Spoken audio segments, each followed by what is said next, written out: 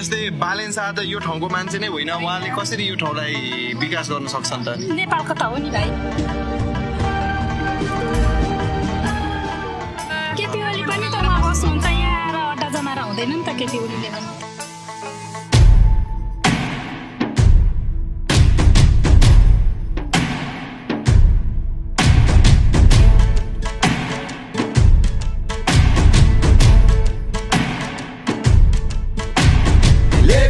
भविष्य आफ्नो आफै नै अरूको हियाई बनाउँदैन यो देश।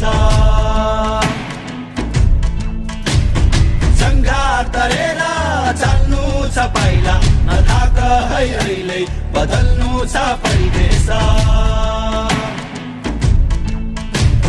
बल्ने छौरा तमाराको बलेर, चिच्याई डाकमा डाको छोडेर छ देश उदाउने छौ हामी, यो भत्केको घरलाई उठा